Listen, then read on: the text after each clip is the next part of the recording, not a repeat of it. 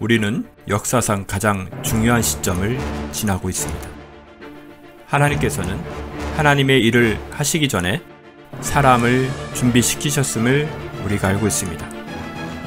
하나님 말씀은 마지막 때에 대추수, 대부흥의 때가 있다고 분명히 예언하고 있습니다. 아멘. 하나님의 말씀이 그대로 성취될 것을 믿습니다.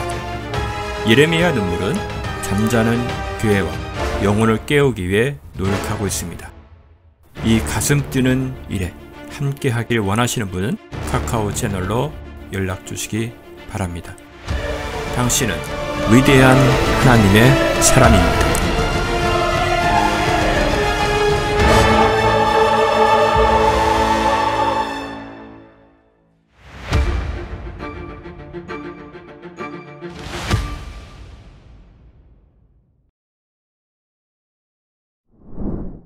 우리 갈라디아서 오늘 함께 보죠. 1장 11절에서 17절까지요. 제가 봉독합니다. 그러나 형제들아, 내가 너희에게 알게 하노니 내가 전한 복음은 사람을 따른 것이 아니니라. 나는 그것을 사람에게도 받지 않았고 배우지도 않았으며 오직 예수 그리스도의 계시를 통하여 된 것이라. 너희는 내가 유대교에 있었을 때에 내 행실을 들었거니와 나는 하나님의 교회를 몹시 박해하였으며 황폐시켰고 내가 나의 동족 가운데 많은 동년배들보다 유대교를 믿는 일에 앞서 있었으며 내 조상들은 전통을 지키는데 더욱더 열성을 내었느니라. 그러나 나의 어머니의 태로부터 나를 선별하시고 그의 은혜로 나를 부르신 하나님께서 나로 하여금 이방 가운데 그를 전파하도록 내 안에 그의 아들을 계시하기를 기뻐하였을 때에 내가 즉시 혈과 육에 의논하지 아니하고 또 나보다 먼저 사도가 된 그들을 만나려고 예루살렘으로 올라가지 아니하고 다만 아라비아로 갔다가 다시 다마스커스로 돌아갔노라. 아멘. 자, 오늘은 내가 전한 복음은 사람에게 따른 것이 아닙니다 라는 주제로 오늘 이 바울의 이야기를, 갈라디아서 말씀을 중심으로 우리 함께 어떤 의미를 우리에게 전달해 주려고 하는지 살펴보도록 하겠습니다. 여러분, 기독교 신앙과 세상 종교가 사람들이 만든 종교의 차이를 혹시 알고 계십니까? 그 차이는 분명히 아주 선명하게 나는 차이가 있는데요. 그것은 바로 기독교 이외의 모든 종교는 인간의 창작에서 나온 것이고 기독교는 계시로부터 출발했다는 것입니다. 그래서 창작은 인간이 만든 종교고 계시는 오늘 우리가 믿는 기독교입니다. 그래서 기독신앙은 하나님이 주신 이 계시를 믿는 믿음만이 우리 속에 믿음으로 확고하게 자리를 잡는 것입니다. 우리가 하나님의 말씀을 무조건 이것은 하나님의 말씀이구나 라고 내가 그걸 받아들이지 않고 그것을 우리 나름대로 각색을 하는 순간 그건 믿음이 될 수는 없어요. 왜냐하면 우리가 각색한 모든 것은 내가 완벽하게 각색할 수 없기 때문에 계시는 우리가 인간이 각색을 할 수가 없어요. 인간이 각색할 수 없기 때문에 계시를 인간이 각색을 해놓고 나면 내가 믿지를 못해요. 이해하면 아멘 하세요. 다시 한번요. 계시는 받아들여야 되는 거예요. 믿어야 되는 거예요. 그런데 계시는 사람의 머리로 나누어 놓을 수가 없어요. 각색을 할 수가 없단 말이에요. 근데 우리는 자꾸 각색을 하려고 그러거든요. 각색해놓고 믿으려고 하면 할수록 안 믿어지는 겁니다. 그래서 놀랍게도 신학을 많이 공부를 하면 믿음이 좋은 것 같은데 신학을 많이 하면 할수록 믿음은 안 생겨요. 왜? 자꾸 이렇게 각색을 해버리니까 그러는 것입니다. 이 정도만 좀 많이 좀 생각해보세요. 이게 굉장히 중요한 이야기니까요. 그래서 기독신앙은 계시를 믿는 믿음만이 믿음으로 정착하는 겁니다. 거짓 종교들이 자기가 종교를 만들어 놓고 이렇게 이야기를 하거든요. 내가 계시를 받았다. 이렇게 주장을 합니다. 왜 자꾸 다른 가짜 종교도 자기가 계시를 받았다고 합니까? 오늘 여기도 보면은 여기 12절을 보니까 사람에게 받지 않고 배우지도 않았고 오직 예수 그리스도의 계시를 통해 된 것이다 라고 이야기하듯이, 오늘 이게 바울이 그렇게 얘기하잖아요. 이렇게 하듯이 그 가짜 종교들도 자기가 계시를 받았다고 주장을 합니다. 왜 예를 들어서 우리 무함메드, 이슬람의 창시자, 그는 왜 자기가 계시를 받았다고 합니까? 이유는 경전을 인정받기 위해서, 자기가 종교가 생기려면은 종교에는 반드시 경전이라는 게 있어요. 우리는 성경이 있고 그들은 무슬림이라는 어떤 이슬람 책이 있죠. 불교에는 불경이라는 것이 있듯이 이 거짓 종교들도 자기가 계시를 받았대요. 왜 그렇게 계시를 받았다고 이야기를 하느냐면 이 경전이 사람들에게 인정을 받아야 되기 때문에 계시를 받았다라고 이렇게 주장을 해요. 그런데 기독교와 사람이 만든 종교의 차이는 뭐냐면, 그들이 계시를 받았다라고 어떤 한순간에 계시를 받았다고 말을 하지만 뭐가 없느냐. 우리 오늘 여기도 보면은 사도 바울이 1장 12절에 이 갈라디아 교회에게 사람에게 나 받지 않았다, 배우지도 않았다, 계시를 통해서 됐다라고 이야기를 하는데, 그 거짓 종교의 계시와 기독교의 계시가 무슨 차이가 있느냐? 선명한 몇 가지 차이가 있습니다. 첫 번째, 역사가 없어요. 기독교 이외의 종교들이 자기들이 계시를 받았다고 하는데 히스토리가 없어요. 사실이 아니라는 얘기죠. 역사가 없으면은 거짓이죠. 순간 뭘 창작해서 만들어낼 수도 있는 거잖아요. 계시라고 이야기하지만 자기 생각을 말한 것일 수도 있는 거거든요. 그런 계시는 사실은 자기들이 계시라고 말을 하고 있지만은 전혀 기독교가 말하는 계시와 전혀 개념 자체가 다른 것입니다. 왜? 히스토리, 역사가 없기 때문에 그렇습니다. 성경은 역사가 뚜렷하죠. 창조부터 시작해서, 창조는 뭡니까? 이 우주 만물이 만들어지기 전의 이야기로부터 시작해서 이 지구가 이 모든 종말 이후 이야기까지를 할 수 있는 것은 하나님만이 창세 이전에 계셨고, 그 다음에 심판 이후에도 하나님이 어떻게 하실 것인지 그분의 히스토리, 역사 속에는 우리가 살고 있는 이 지구의 히스토리뿐만 아니라 지구의 히스토리 이전에, 창조 이전의 히스토리가 있고, 그 다음에 심판 이후의 히스토리를 하나님만이 가질 수 있죠. 그 외의 종교들은 이런 이야기들을 할 수가 없으니까 윤회라는 두리뭉실한 이야기로 돌려버리는 것입니다. 불교도 윤회설이죠. 여러분, 힌두교도 윤회설이거든요. 이슬람도 윤회입니다. 윤회라고 주장을 할 수밖에 없습니다. 왜요? 인간의 머리는 시작 이전도 모르고 그 다음에 마침 이후도 알 수가 없으니까 이 계시라고 이야기를 하지만은 우리 인간은 윤회라는 정도 이외에 어떤 창작을 만들어낼 수가 없습니다. 왜 윤회가 나왔을까요? 나무를 보면 열매가 맺히고 씨앗이 떨어져서 또 똑같은 열매를, 또 똑같은 나무를 내고 또 열매를 내고 또 열매가 떨어져서 또 똑같은 나무를 내고, 이걸 봤거든요.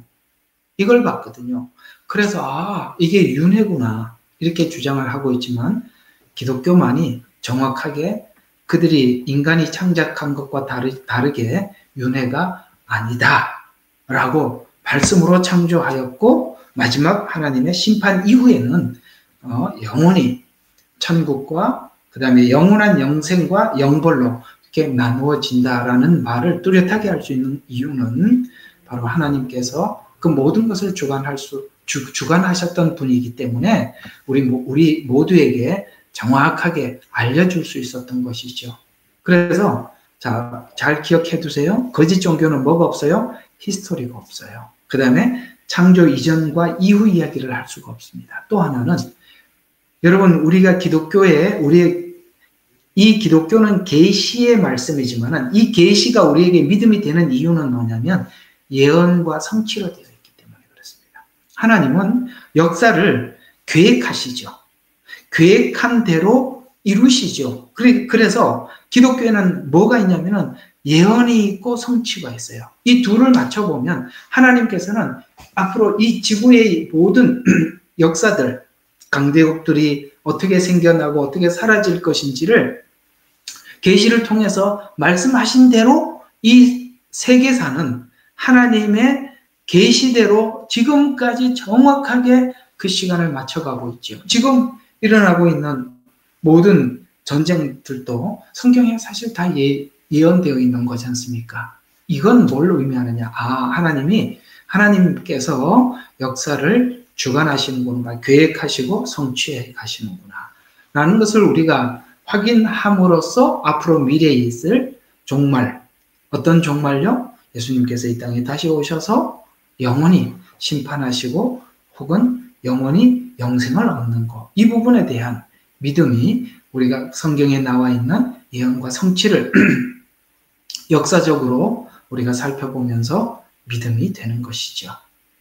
그래서 기독교는 계시가 있고 역사가 있고 예언이 있고 성취가 분명하기 때문에 바로 하나님은 살아계시고 우리와 우리의 모든 역사를 주관하시는 분이다라는 것에서 분명합니다. 그러면 하나님께서는 계시를 하실 때 처음부터 모든 것을 다 계시하느냐? 그렇지 않았다는 것이죠. 그래서 이걸 보고 우리는 계시의 점진성이다라고 이야기를 하는데, 특별히 구약이 우리에게 계시하려고 하는 그 복음의 중심은 율법을 통해서 뭔가를 우리에게 분명하게 제시하려고 하고 있고, 신약에서는 은혜를 제시하려고 하는데, 그래서 구약은 은혜를 이해시키기 위한 율법은, 그러니까 구약에 있는 율법은 은혜를 이해시키기 위한 뭡니까? 이쪽 문, 그러니까 은혜라는 문으로 들어가기 위해서는 필연적으로 율법이 뭔지를 알아야 은혜를 알 수가 있기 때문에 하나님은 은혜라는 것이 굉장히 설명하기 어려운, 그러니까 이 은혜를 설명하기 위해서는 율법이라는 이 과정이 필연적으로 이해가 되는 사람만이 은혜를 이해할 수 있으니까 구약도 은혜를 이해시키기 위한 하나의 점진적 계시 중에 한 부분에 들어가 있는 거죠. 은혜를 열기 위해서는 율법을 반드시 알아야 은혜를 아니까 율법이 먼저 구약의 앞에, 그래서 우리는 구약이 앞에 있고 신약이 뒤에 있는 것이거든요. 그런 차원에서 보면 율법은 은혜, 십자가, 하나님의 자비, 이걸 우리에게 알려주기 위해서 동원된, 계시를 점진적으로 열어주기 위해서 필요했던 것에 불과한데, 오늘 이 갈라디아 교회는 은혜를 열기 위해서 미리 설명하려고 했던 율법주의로 되돌아가려고 하는, 무슨 말인지 아시겠습니까? 은혜를 열기 위해서는 율법이 필요했는데, 은혜를 열기 위해서 율법을 줬는데, 이 사람들은 처음에 은혜를 잘 설명을 받았다가 은혜를 설명하기 위한 율법으로 되돌아가는 걸 보고 깜짝 놀라서 쓴 서신이 갈라디아서라는 거예요. 그래서 이 갈라디아 교회가 받는 시험이 단순히 이 갈라디아 교회가 받는 시험이 아니라 오늘 우리가 예수 그리스도를 구주로 고백하는 우리 모두에게도 이 갈라디아서와 같은 시험이 있다는 것을 우리 모두 공감해야 합니다.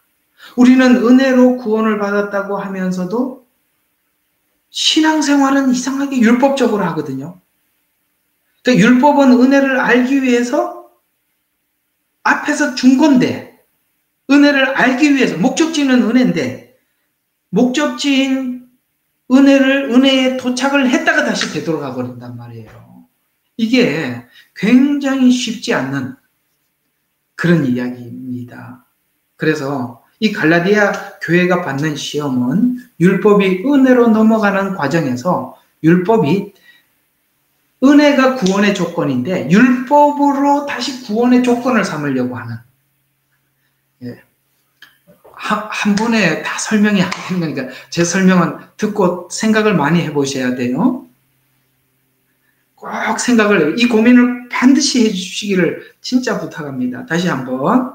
자, 율법이 은혜로 넘어가는 과정에서 은혜가 구원의 조건인데, 은혜면 전부인데, 사람들이 율법으로 다시 돌아가서 구원의 조건을 율법으로 가지려고 하는 근성이 우리에게 있어서 오늘 이 갈라디아 교회는 이 시험을 받고 있는 것입니다. 이 시험. 이 시험은 갈라디아 교회인들만 받는 교회 시험일까요? 우리 모두에게도 이런 시험은 있는 거거든요. 그래서 오늘 1절에 보면 이런 말로 여러분 서신을 쓰는데 얼마나 답답하면 가장 먼저 글을 이렇게 썼을까요? 사람들로부터 아니요. 사람에 의해서도 아니에요. 오직 예수 그리스도와 죽은 자들로부터 그분을 살리신 하나님 아버지에 의하여 이렇게 시작을 하고 있어요. 사람으로부터 아니다. 사람에 의해서도 아니다. 라고 자신의 사도직, 지금 자기가 전하는 이 사람으로부터 그렇게 주어진 게 아니라고 이야기를 하고 있는 거예요. 그 1장에서 가장 많이 강조하는 게 뭡니까? 아니다. 나는 사람에 의해서 사도가 된 것도 아니고 하나님께서 나에게 가르쳐준 이 복음은 누구인데 배운 것도 아니다.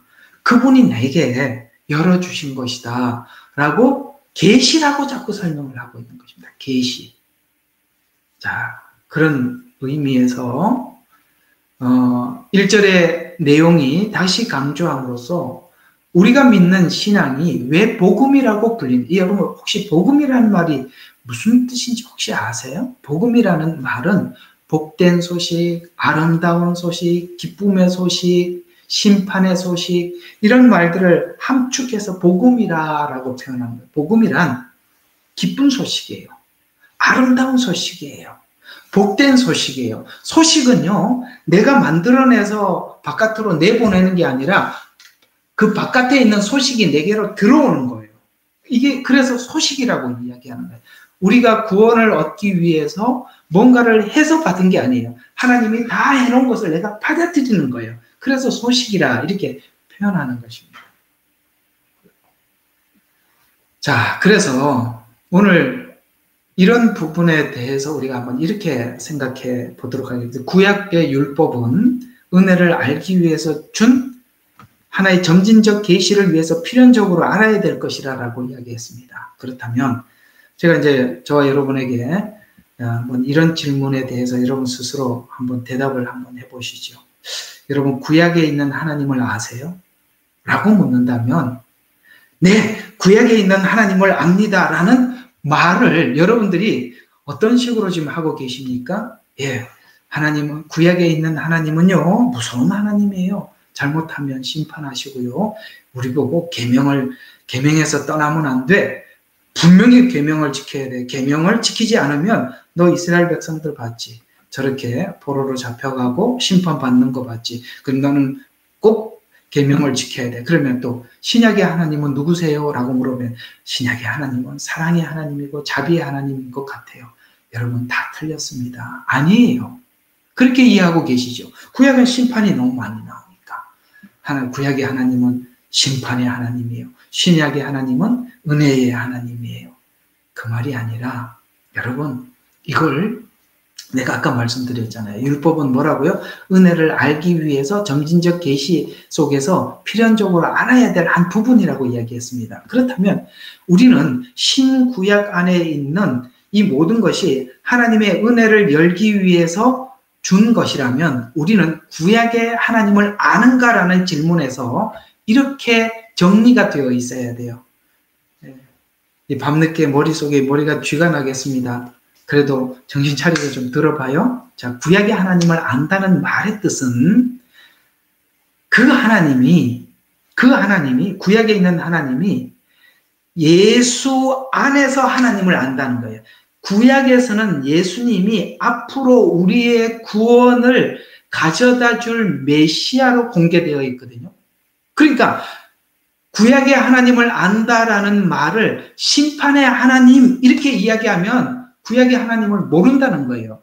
구약에서는 자꾸 하나님께서 인간의 율법을 통해서 인간은 하나님 앞에 죄인이고 심판받을 수밖에 없는 자가 아니냐. 그런데 우리 스스로 구원을 완성할 수 없잖냐. 그래서 내가 너희들의 죄를 대속하기 위해서 대속자인 메시아를 보내줄 것이다 라는 것이, 메시아를 보내줄 것이다, 이것이 구약의 핵심이라 이 말이에요. 심판의 핵심이 아니라. 그러니까 구약을 안다라는 말은 이 구약 속에 있는 이 모든 것이 예수 그리스도 안에서 구원할 것이고 예수 그리스도 안에서 심판하신다는, 예수 안에서 모든 계획을 가지고 있다라는 것을 안다는 뜻이 되는 거예요. 그러니까 구약에, 제가 지금 여러분들 화요일 날 성경 공부, 저번에 계속했던 월요일 날 했던 성경 공부, 지금 화요일 날 하고 있는데 어때요? 레위기에 있는 이야기가 처음부터 예수님 이야기지 않습니까? 앞으로 성막을 하면 성막의 모든 것이 예수님이에요. 그러니까 구약에 있는 어떤 내용도 처음부터 예수님 이야기라 이 말이에요. 그러니까 구약은 심판의 하나님이다, 이렇게 이해를 하고 있으면 구약을 모르는 거예요.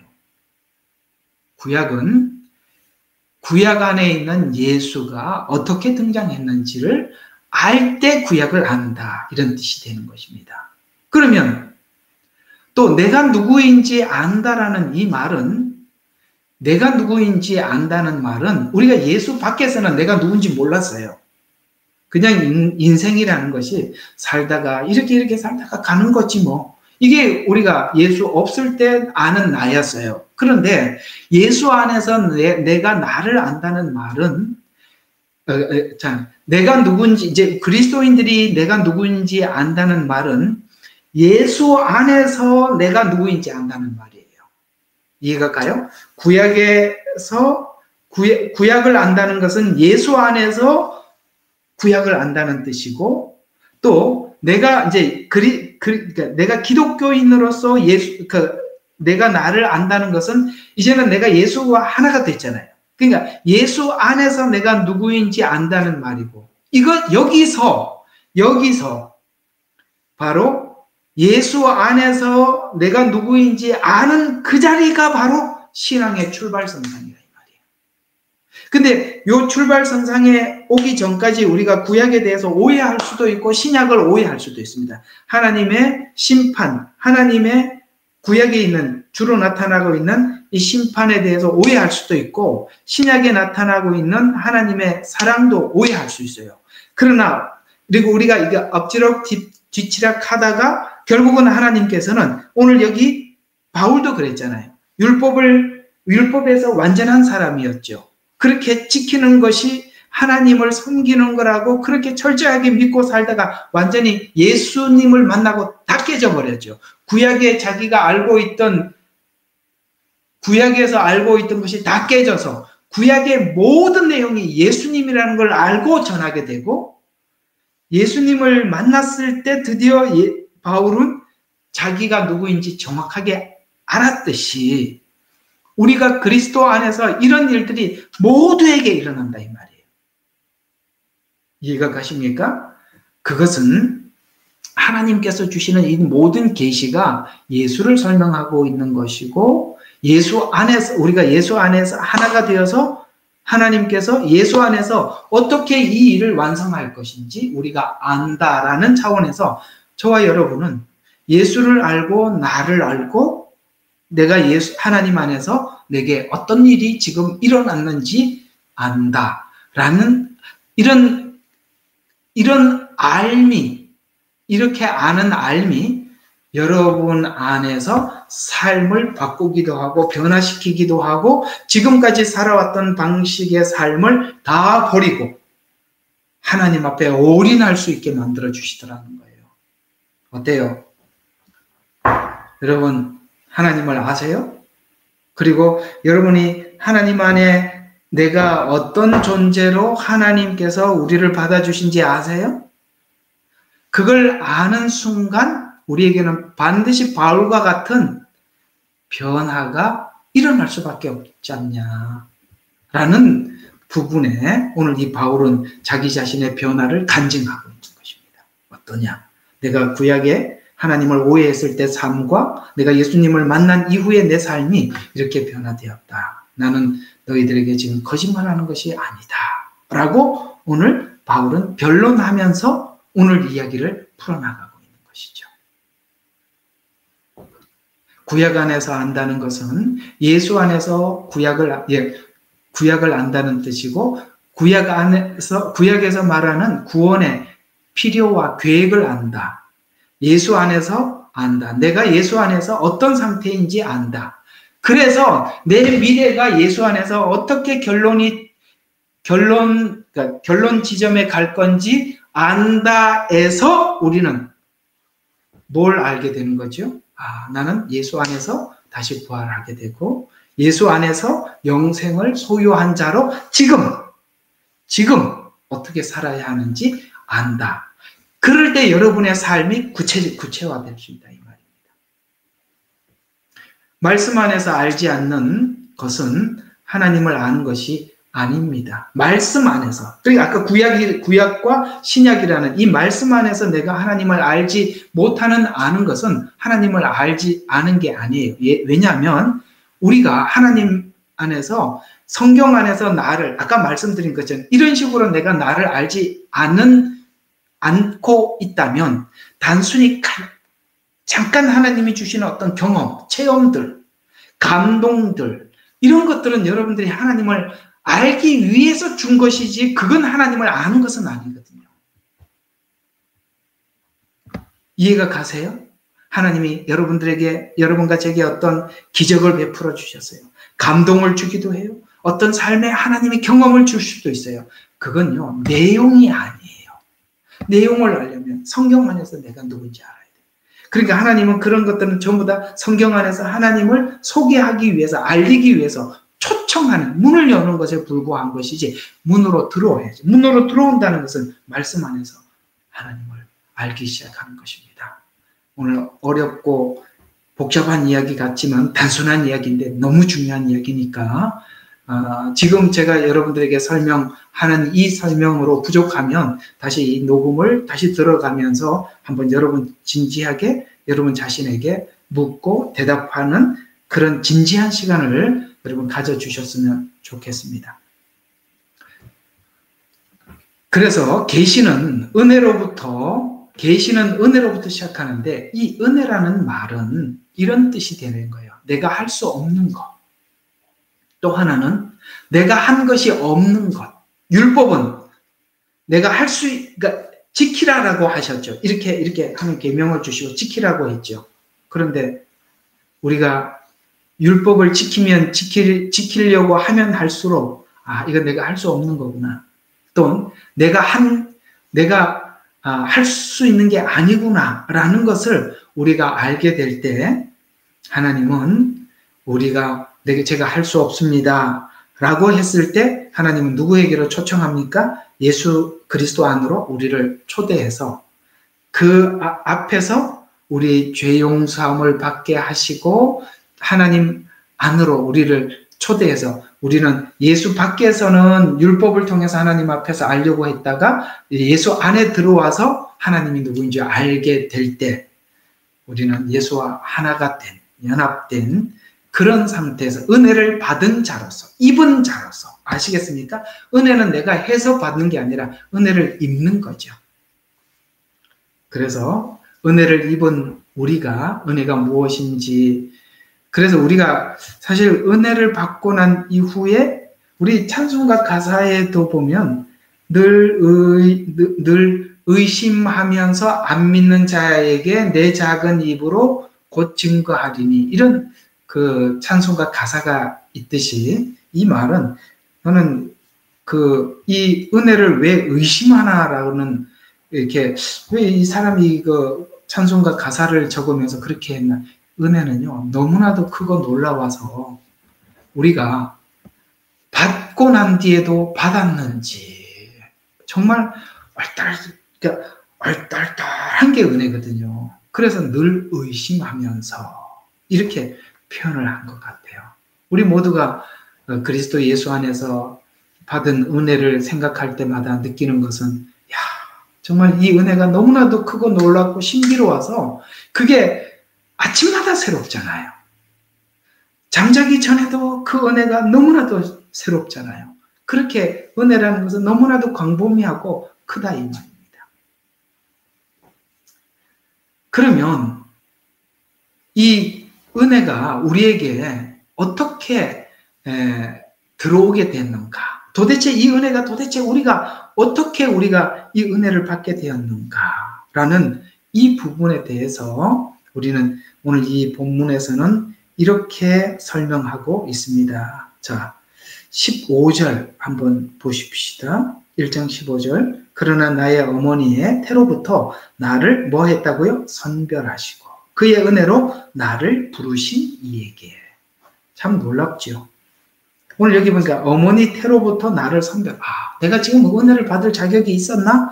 라고 하나님 앞에 구하고 이 은혜에 대해서 추적을 해봤더니 뭐라고요? 어머니 태로부터 나를 선별했다. 그의 은혜로 나를 불렀다. 이렇게 얘기해요. 하나님이 선택했고 하나님의 때가 돼서 나를 불렀다. 그래서 은혜 안으로 들어오게 했다. 이렇게밖에 설명이 안 되더라는 거예요. Amazing Grace. 이 찬양 아시죠? 너무나도 놀라요. 왜 하필이면 내가 여러분 이 찬양시를 쓴 분이 아마 제가 알기로는 노예선 선장인 걸로 알고 있어요. 그때 아주 악랄한 사람이지요. 노예들을 잡아다 팔고 그랬던 사람. 그 사람이 주님을 만나서 얼마나 놀랐는지. Amazing Grace. 이게 왜 은혜인가? 너무나도 놀라. 우리는 은혜라는 것은 사실 설명할 수가 없어서 오늘 15절에서 나의 어머니 태로부터 나를 선별하셨다. 그리고 그의 은혜로 그분이 나를 불러주셨다. 나는 나에게 아무 조건이 없었다. 이렇게 이야기를 하는 것입니다. 15절에 있는 이야기는 하나님이 이 일을 작정하셨고 목적했기 때문에 나에게 일어났던 일이다라고 은혜를 설명할 수가 없어서 이 모든 은혜의 시발점이 하나님이었다라고 이 바울은 이렇게 소개해 주고 있어요. 우리가 한 절을 좀 더 보도록 해요. 에베소서 1장 3절과 7절입니다. 똑같은 이야기를 에베소서에서는 이렇게 소개하고 있어요. 에베소서 1장 3절에서 7절. 그리스도 안에서 천상에 있는 모든 영적인 복으로 우리에게 복 주신 하나님, 곧 우리 주 예수 그리스도의 아버지께서는 복되시도다. 그러면서 하나님께서 세상에 기초를 놓기 이전에 우리로 사랑 안에서 그분 앞에서 거룩하고 흠없게 하시려고 이 일이 언제 작정되었다고요? 창조 전에 계획되었던 것이다. 아까 바울은 어머니 태에서부터 하나님께서 이미 나를 작정하셔서 그 시간이 되어서 나를 부르신 이에게 이렇게 표현했고 여기는 이 시간이 어디로 거슬러 올라갑니까? 창조 이전에 거룩하고 흠없게 하시려고 그리스도 예수 안에서 우리를 택하셔 하나님의 기쁘신 뜻에 따라 그리스도를 통하여 우리를 자신의 자녀로 입양할 것을 뭐 했다고요? 예정하셨으니 이는 하나님께서 그 사랑하는 이 안에서 그 사랑하는 이는 예수님이죠. 우리를 받아들이신 그의 은혜의 영광을 찬양케 하려 함이라. 거룩하고 흠없게 하실 뿐만 아니라 그분을 찬양케 하기 위해서 우리를 그렇게 불렀다. 어떻게 불렀어요? 7절 사랑하는 이 안에서 계속 반복하는 말이 6절에도 사랑하는 이 안에서 7절도 사랑하는 이 안에서 우리가 그의 은혜의 풍성함에 따라 그의 보혈을 통해 구속 곧 죄들의 용서함을 받았다. 이렇게 설명을 해가고 있습니다. 자, 오늘은 이 계시에 대한 이야기를 여러분들과 함께 짧게나마 나누었어요. 오늘 사실 준비했던 거 반밖에 못했는데 너무나도 이게 설명이 쉽지 않고 우리가 꼭 이해를 하고 넘어가야 될 부분이기 때문에 우리가 이렇게 은혜를 설명하지 않는 은혜는 다 꽝이에요. 아시겠습니까? 여러분이 잠시 하나님께서 경험하고 체험하게 하신 것은 은혜로 초청한 것이지 그게 은혜의 전부가 절대 아닙니다. 말씀 안에서 내가 그 은혜와 하나가 되어서 내가 지금 누구인가를 성경을 통해서 정확하게 나의 정체성에 대해서 모르면 그건 내가 하나님 안에서 내가 나를 아는 게 아니기 때문에 그런 것입니다. 오늘 이 갈라디아서 계시라는 주제를 가지고 여러분에게 좀 도전을 드리도록 하겠습니다. 오늘 설명을 사실 길게 한 것 같지만 짧고 중요한 이야기예요. 반복해서 좀 들으면서 여러분 스스로에게 좀 질문을 해보세요. 내가 하나님을 아는가? 라는 질문을 여러분 스스로에게 해보시고 또 두 번째 질문을 다시 여러분에게 던지세요. 내가 예수 안에서 아는가? 이걸 구약 안에서 아는, 신약 안에서 아는 나, 구약 안에서 아는 나, 이 질문에 대해서 여러분들이 과연 내가 충분한 답을 할 수 있는가? 이 질문을 한번 고민을 깊게 해보시길 바랍니다. 이 고민 없이 나는 예수님을 믿습니다 라는 말이 참 우스꽝스러운 고백이 될 수 있기 때문에 그렇습니다. 갈라디아서 하는 내내 이 문제가 여러분들에게 꼭 해결되었으면 좋겠습니다. 계시 오늘 여러분에게 큰 도움이 되시리라 믿습니다. 기도하고 마칠게요. 하나님, 나는 나에게 질문을 해봅니다. 나는 나를 아는가? 이제는 기독교인이 되었다면 예수 안에서 나를 아는가? 내가 예수 안에 있다면 내 미래는 어떻게 결정되고 결말날 것에 대해서 아는가? 그렇다면 내가 지금 오늘 어떻게 살아야 가는가? 라는 것이 현실적인 대답으로 분명히 나올 것입니다. 이걸 우리가 알지 못하면 우리는 예수 안에서 나를 알지 못하는 것입니다. 하나님, 이 고민을 하지 않았던 사람이 있다면 심사숙고하면서 이 고민을 하게 해주세요. 그리고 하나님 앞에 구할 때 여기에 분명하고 선명한 대답을 주셔서 여기에 방황하는 믿음이 무엇인지, 은혜가 무엇인지 모르는 성도 한 사람도 없게 도와주세요. 예수님 이름으로 기도합니다. 아멘.